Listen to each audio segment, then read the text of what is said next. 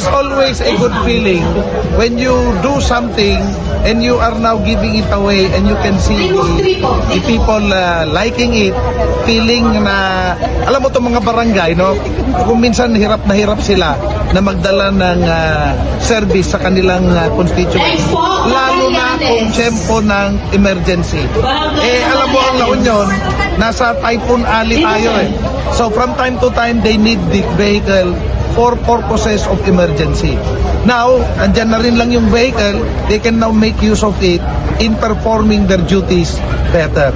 So now, I can expect a better output from the barangay, not only the barangay captains, but from the whole barangay council. Well, there are 40 barangays, so alangan na kung kulang, edi hate na ako nung kulang. So lahat sila mabibigyan ng tigi-isa. This has been a program of the province of La Union giving service vehicle to the barangays because of the thinking that this will help them govern their barangays better, especially during times of emergency. It is inspired by the province itself.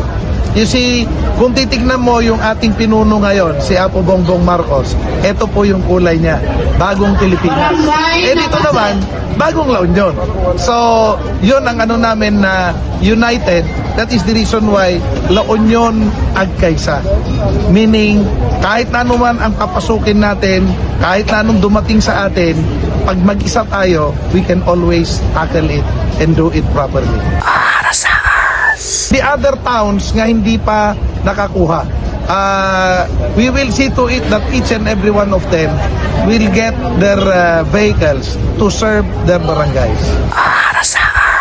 Well, actually, it is intended for mga BHW, mga workers natin, mga tauhan namin sa Capitol, in case they have seminars or yung mga endeavors na outside, then they can make use of this instead of renting it out. Kasi kung yung rentahan mo, isang renta wala na. So, sa dami ng sisilbihan nito, it was worthwhile getting it na magiging service vehicle ng mga tauhan ng gobyerno ng La Union. Well, yung dating nadatngan ko kasi, I don't think it was proper. So, I have to do it in a proper manner to advertise the province of La Union that it is not for anything else but for the service of the government for the people who are they going to serve. And I think the red, white, and blue is fitting for the province of La Union. Kasi mula pa noon, when I started in politics and started in public service, I was used to the red, white, and blue. Hanggang madanagan, dumanon di Tornoyo. Give us a little time because amoyo ket dakkel mga pirakti mapana niya. So, kada at the savings me, nga may tawat mi dagitoy necessary services iti constituents tayo dijay extra money dijay tiga ususarum mi nga pag-procure dagito nay apo nga luglugan nga dumanon mo ti barangay, but at the end of the day dijay malaing apo constituent iti La Union ti pagserbyang da. Well, agan anos kay basit apo ta makita yo. Dati imo na nga bulan tayo apo ket nagdaktelan nga bagyo iti timama iti La Union.